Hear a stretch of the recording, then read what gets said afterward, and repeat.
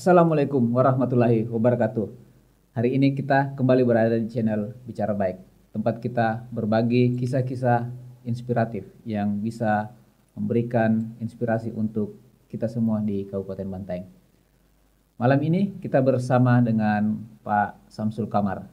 Beliau adalah Kepala UPT PSC 119 di Bantaeng.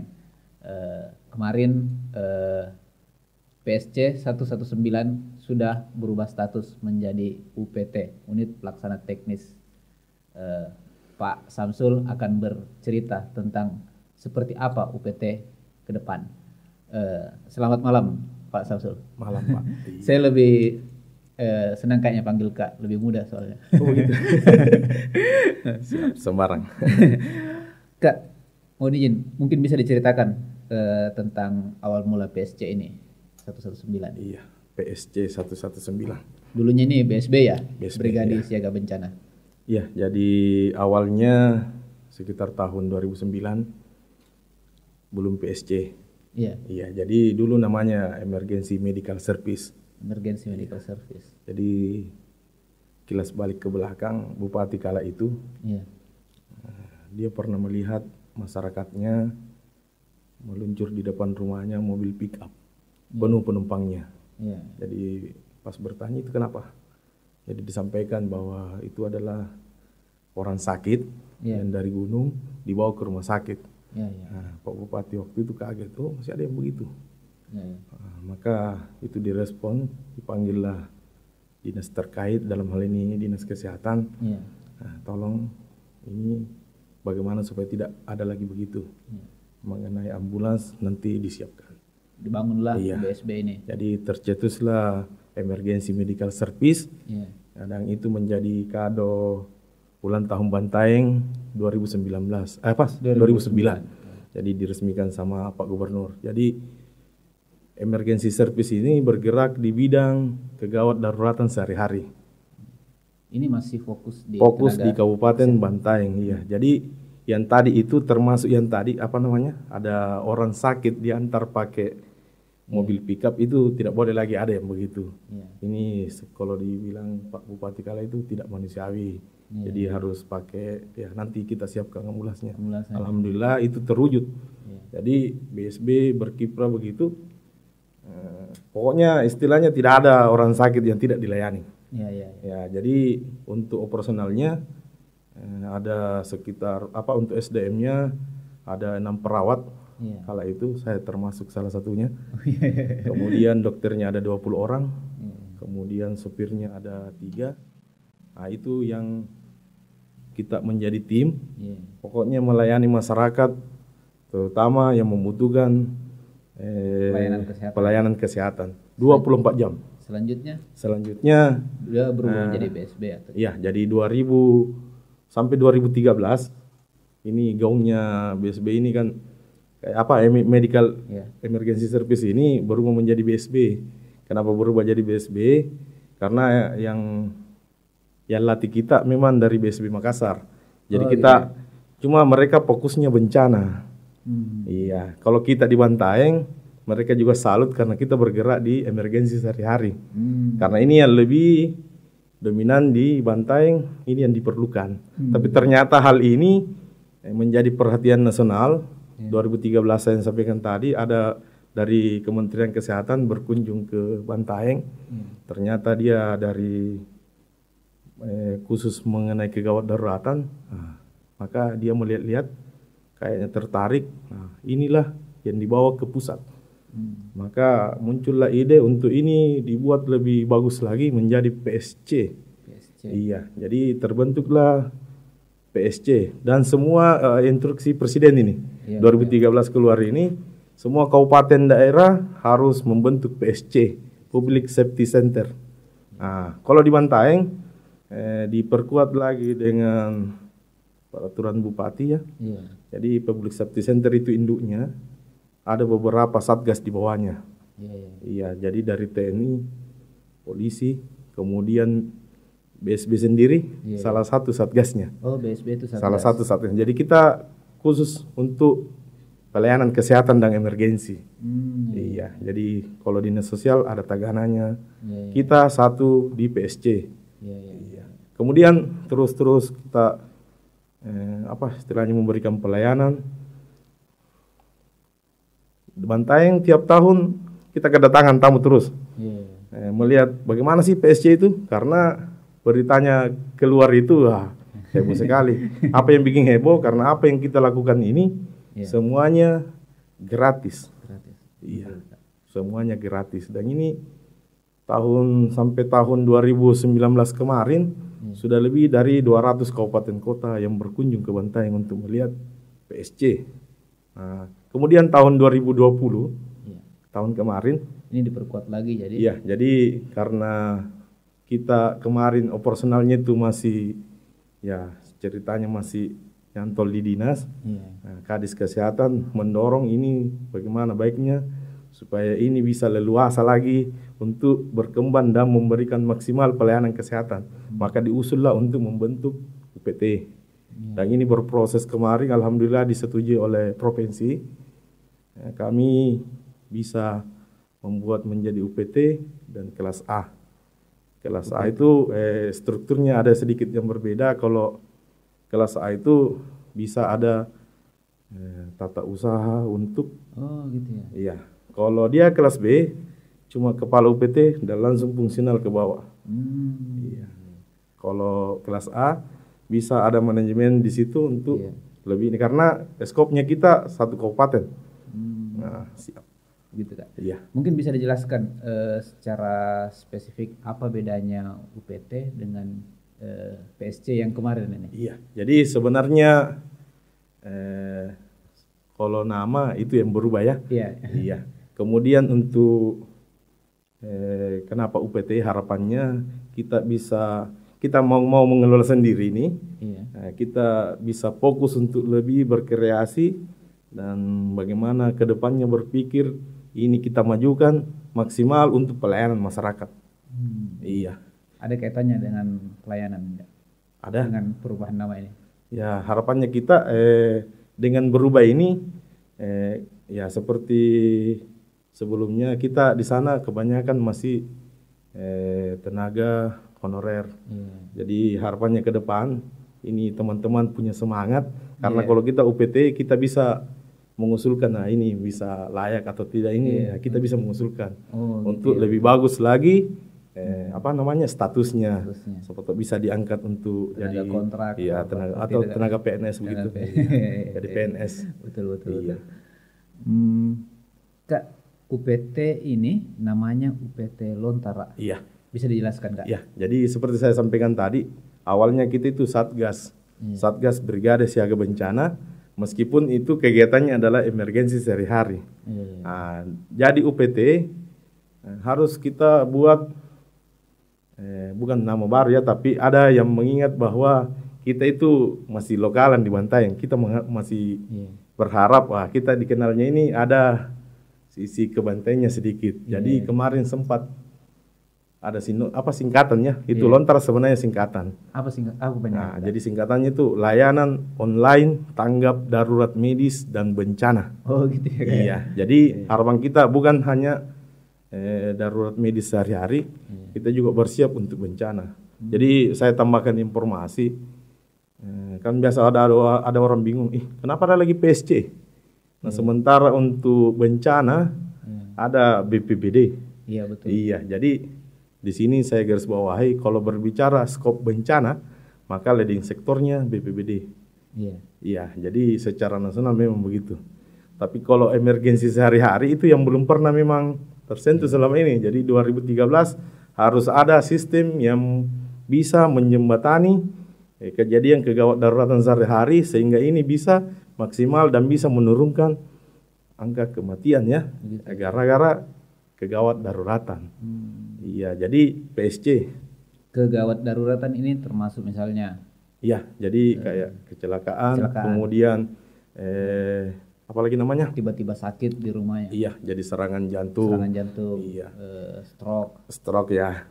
Tenggelam juga iya bisa. Kalau dia henti jantung dan henti nafas, tidak sadar, sudah.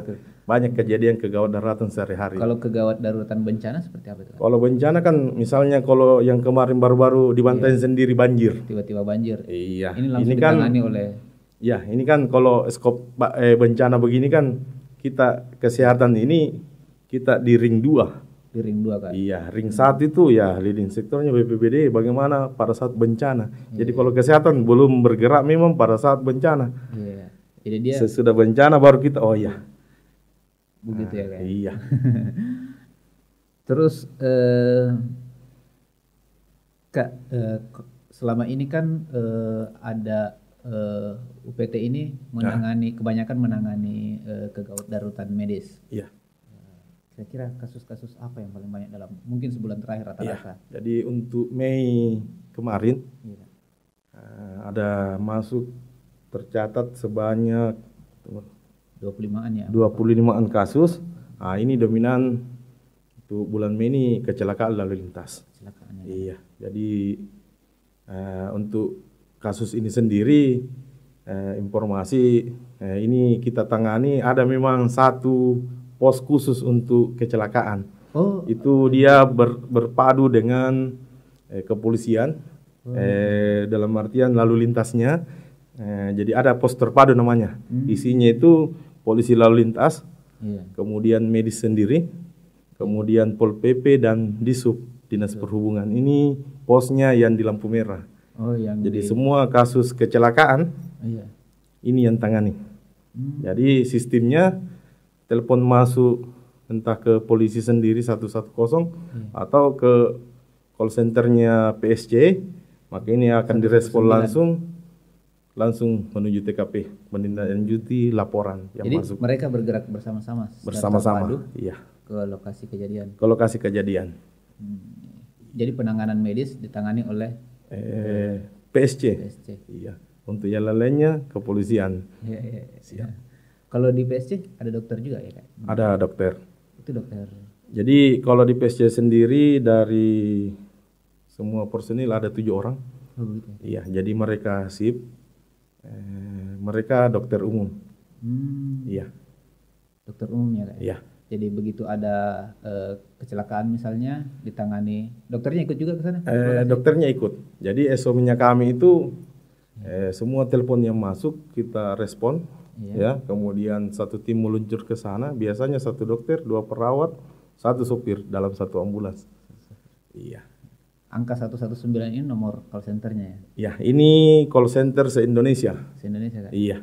Jadi dia ke pusat dulu ya berarti? Kalau yang 119 itu kalau kita hubungi, itu memang ke pusat dulu, tapi sepersekian detik akan disorong ke Bantaeng, tergantung siapa dari mana yang menelpon. Oh begitu ya? Iya. Nah ini nanti yang mau kita tahun depan. Ini yang pengembangan jadi teknologi IT ya? Ya, nanti kami punya harapan ke depan 2022 kita kembangkan ini sistemnya kita akan berubah menjadi aplikasi dan ini bisa diakses oleh semua orang yang menggunakan ponsel Android. Jadi apapun kejadian yang terjadi di masyarakat apalagi terkait dengan kedaruratan medis, maka tinggal pencet tombolnya, maka itu akan terkoneksi di jaringan di server kami. Tidak usah lagi sebut di mana, karena di call center yang kami harapkan itu sudah ada peta dan itu sudah langsung terdeteksi, langsung tim merespon. Kemudian apalagi yang tambahannya nanti operator yang bertugas kalau nanti memang ada yang menelpon, ya kalau bisa tidak cepat-cepat kalau menelpon, kita bisa edukasi, ya sebelum sembari menunggu tim meluncur ke TKP. Oh gitu ya. Jadi contoh misalnya dia tidak sengaja teriris tangannya misalnya, tapi parah ya misalnya ya sempat darahnya muncul keluar ya, yang arterinya yang betul. Ya. Ini kan kalau tidak cepat ditangani kan bisa perdarahan. Ini ya bahaya juga ya. Jadi mungkin sambil menelpon masih diberikan edukasi. Yang berikan edukasi tenaga kesehatan, Gitu mau ya, dokter atau perawat, Berarti yang jelas kompeten di bidang kegawat daruratan medik. Dia bisa edukasi. berarti yang mengangkat telepon adalah tenaga medis. Iya, jadi nanti Bukan lagi operator. ya, jadi mungkin tetap operator biasa misalnya yang melayani lalu lintas telepon, tapi kalau misalnya ada yang butuh edukasi, ada dokter atau tenaga perawat yang memang kompeten di bidang kegawat daruratan yang memberikan edukasi. Yang misalnya kayak tadi saya cerita ya, mungkin dia bilang ya tekan Tekan di sini. dulu. Pokoknya gunakan apa saja yang bisa menghentikan perdarahan. Gitu ya. Iya, jadi Sambil menunggu pertolongan dari PSC yang sudah meluncur. begitu ya. Jadi ini terkait juga respon time. Respon time. Iya, jadi respon time juga terangkat. Gitu ya. Iya. Jadi nanti katanya informasinya setelah ini menjadi UPT akan ada 6 pos.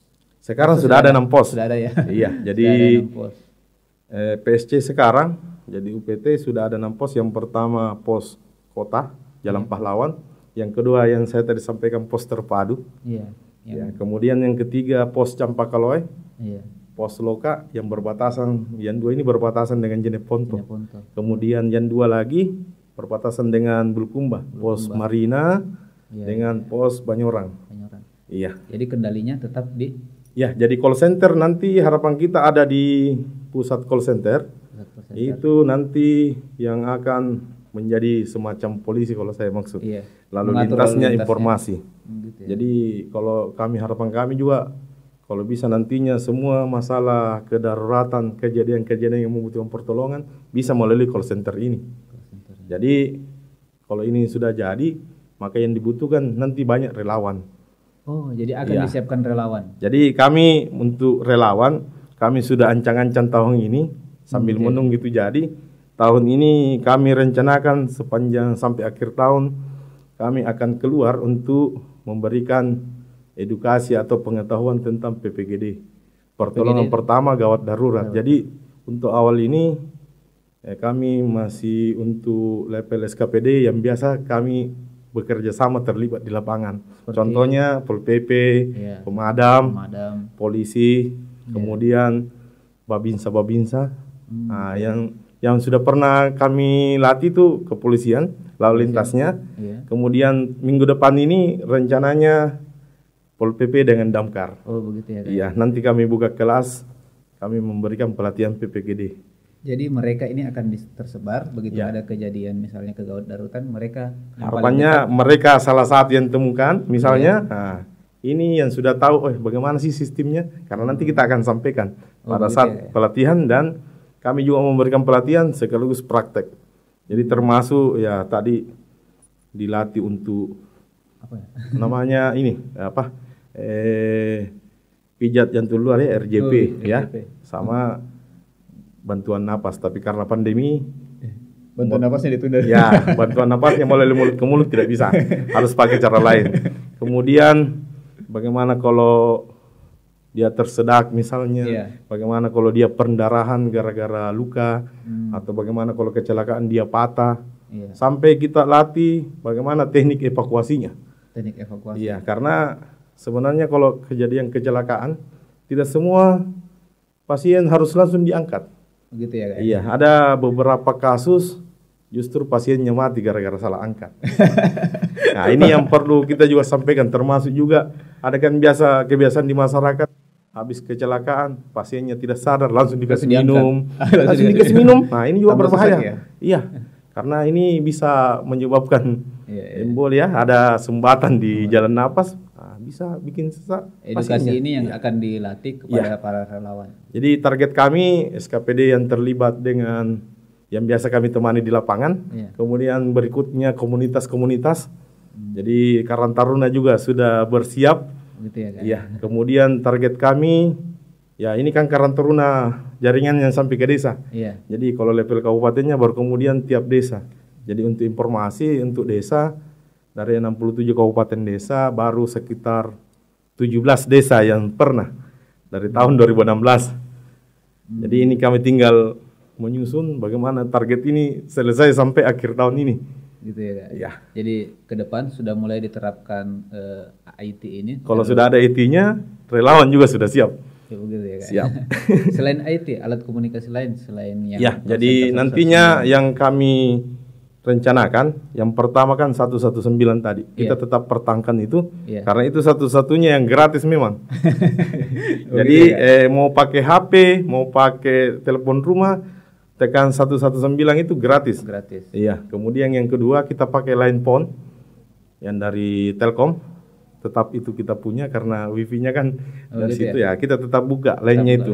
Jadi pilihan ketiga nomor HP. Nomor HP selama ini kami juga pakai nomor HP. Oh, tetap. Iya. Jadi mungkin nanti lebih diperbanyak karena kalau ini memang sudah berkembang, bukan satu lagi operator, bisa saja sampai 5 jejer operator. Itu untuk mengantisipasi tiba-tiba bersamaan 2-3 telepon masuk. Begitu ya, Kak ya. Iya. Jadi yang terakhir kita akan menggunakan HT. Handy talkie. Jadi ini cadangan kami. Nah, karena yang kami tahu kalau semua tidak bisa dioperasionalkan, tiba-tiba mati lampu satu kabupaten yang masih bisa hidup HT ya. Iya, jadi ini kami juga akan maksimalkan. Jadi tetap kita akan pakai itu. Jadi hubungan komunikasi ini tidak akan ini. Jadi ada dalam kondisi apapun, kondisi kegawat daruratan bisa ditangani gitu. Siap, insya Allah. Terus Kak, ini kan UPT rencananya menjadi pembantu rumah sakit. Berarti akan merujuk juga ya? Ya, jadi sejatinya PSC ada 2 konsep yang ditawarkan pada awalnya. Jadi yang pertama berbasis di rumah sakit di UGD, yang kedua berbasis di Dinas Kesehatan, dalam hal ini berdiri sendiri ya, seperti Bantaeng. Jadi perlu diketahui untuk PSC sendiri dari 278 se-Indonesia ada memang beberapa yang berbasis rumah sakit. Gitu ya. Tapi PSC ini dibangun memang tujuannya untuk memudahkan ini penanganan korban lebih cepat tertangani sampai ke rumah sakit. Iya, karena selama ini banyak yang punya ambulans, bahkan yang partai politik pun punya. Tapi ini kalau dia tidak punya jaringan, datang saja bawa, ngoranya kan ke rumah sakit semua. Nah, rumah sakit kalau semua masuk begitu kan tidak teratur ya, menumpuk. Jadi itu yang kita hindari. Dengan adanya PSC dengan line phone-nya, ini juga bisa membantu rumah sakit kita menyaring pasiennya akan ke rumah sakit. Nah, kita juga membantu puskesmas tidak lagi merujuk. Dia fokus saja di fungsi utamanya puskesmas yang ada 4 itu. Preventifnya, sampainya fungsi pencegahannya yang di puskesmas. Di rumah sakit kan yang eksekusi terakhirnya. Jadi kita saring, kita menjadi penyaring. Penyarinya kan? Iya, jadi rumah sakit tidak bertumpuk, di puskesmas juga tidak terlalu ini karena kita yang ngatur. Oh, kalau ini bisa kita langsung ke rumah sakit. Kalau kita anggap kode merah, butuh penanganan memang harus merah. Harus ke rumah sakit. Itu kalau merah kan gawat sekali. Berarti ICU harus ke rumah sakit. Gitu tetap ya, lewat UGD. Tetap lewat UGD. Ya. Nah, ini juga nanti aplikasi kalau betul-betul jalan, kita bisa tahu juga, masyarakat juga bisa tahu ketersediaan bed atau tempat tidur di rumah sakit dengan puskesmas. Karena nanti nih kalau aplikasi berjalan, tiap hari ada yang kasih masuk input. Oh, misalnya puskesmas ini pasiennya sebegini, kondisi kamarnya begini. Nah, rumah sakit juga pun begitu. Jadi kita petugasnya juga, ini bisa diatur ini. Ini bisa langsung ke rumah sakit, ini ke puskesmas dulu, atau ini tidak usah dibawa, bisa ditangani di rumah, kasih obat saja. Oh gitu Kak. Iya. Kak, ini kan kalau dia tahun 2022 ya, sudah dimulai aplikasinya. Ada penambahan alat komunikasi dan sebagainya. Asumsinya akan bertambah juga jumlah pasien yang darurat misalnya. Apakah ini sudah dipersiapkan armadanya apa semua? Ya, untuk sementara armada yang kami punya itu 8. Iya. Itu sudah cukup ya? Untuk sementara ya mungkin masih cukup karena selama ini masih alhamdulillah masih tertangani. Jadi untuk di setiap satelit pos ya 1 armada. Jadi masing-masing punya wilayah jangkauan kerjanya. Gitu ya, Kak. Jadi yang masih terluas adalah kota. Kota. Iya. Jadi untuk sementara masih Tapi kalau dikasih juga ya lebih pasti kinerja teman-teman juga tambah bersemangat ya. Setidaknya meringankan armada lainnya ya. Siap. Mungkin ini Kak, sebelum terakhir. Siap. Semua kegiatan di UPT itu ya digratiskan ya rencananya atau bagaimana Kak? Iya, jadi dari awal kita memang gratis. Gitu ya Kak? Iya, jadi kegiatan yang gratis ini kan biasa, ya mana gratis? Aku bilang, ya. Pokoknya rujukan, kita ambil alih rujukan puskesmas. Dari rumah ke rumah sakit, misalnya dia kode merah, kita jemput di rumahnya, ternyata dia kode merah, misalnya perdarahan hebat, tidak sempat dibawa ke puskesmas, kita bawa ke rumah sakit, tidak usah pikir, gratis. Gratis itu ya? Dari rujukan dari puskesmas ke rumah sakit, gratis. Tidak ada yang pakai bayaran. Bahkan orang luar pun, kebetulan melintas, kecelakaan di Bantaeng, misalnya, kita bawa ke rumah sakit, sudah. Gratis ya. Termasuk BPJS-nya tidak digunakan. Tidak usah. keren. Siap. Terakhir mungkin Kak sebelum ditutup, harapannya kita sebagai kepala UPT setelah ini menjadi UPT, apa yang ingin dikembangkan? Seperti apa UPT ke depan? UPT Lontar ke depan? Ya, jadi ke depannya ada angan-angan saya. PSC itu seperti 911 di Amerika. Gitu ya Kak? Iya, jadi di Amerika itu yang masuk di dalamnya damkar, polisi, medis. Gitu. Apapun kejadian yang dibutuhkan masyarakat, ini muaranya satu di call center. Cukup tekan 911. Nah, maka akan direspon dengan cepat oleh petugas. Kemudian petugasnya datang menindaki, mantap sekali. Ya, tanpa tidak ada juga bayaran saya lihat itu. Jadi di Indonesia ini kita masih tapi tetap harus optimis. Ini bisa dilakukan. Betul. Ya, harapan saya kalau Bantaeng lebih duluan mulai lebih bagus lagi. Ya, jadi kami harap nanti kita punya kantor itu menjadi call center. Jadi kalau selama ini polisi dengan 110 ya 110, PSC 119, harapan kami nanti masyarakat taunya cuma satu call center dan itu bisa mengatasi semua persoalan yang yang dialami masyarakat bisa teratasi. Betul. Jadi misalnya kita menjadi lalu lintas komunikasinya. Jadi misalnya ada kebakaran, orang kan biasa bingung, nomor berapa? Teleponnya pemadam. Nah, ini nanti kita akan sosialisasi kalau nanti sudah ini. Kita akan sosialisasi sampai ke desa-desa. Ini nomor yang kita punya. Kalau kita tidak bisa hubungi ini yang kita hubungi. Ya mungkin bikin semacam stiker atau apa. Pokoknya ini sampai di masyarakat. Jadi harapannya PSC 119-nya Bantaeng setara dengan 911-nya Amerika Serikat. Ya, karena memang tidak bisa dipungkiri itu itu menjadi internasionalnya itu yang menjadi tolak ukurnya. Iya. Oke, terima kasih banyak nih Kak diskusinya malam ini. Semoga informasi ini bisa mencerahkan dan menjadi inspirasi untuk masyarakat di Bantaeng. Makasih banyak sekali lagi Kak. Siap. Oke, terima kasih banyak pemirsa. Kita telah banyak berdiskusi dengan Pak Samsul malam ini tentang masa depan UPT Lontara yang dulunya adalah PSC 119. Kedepan kita akan berbagi kisah lagi dengan beragam narasumber yang inspiratif untuk kebaikan di Kabupaten Bantaeng. Terima kasih. Assalamualaikum warahmatullahi wabarakatuh. Waalaikumsalam.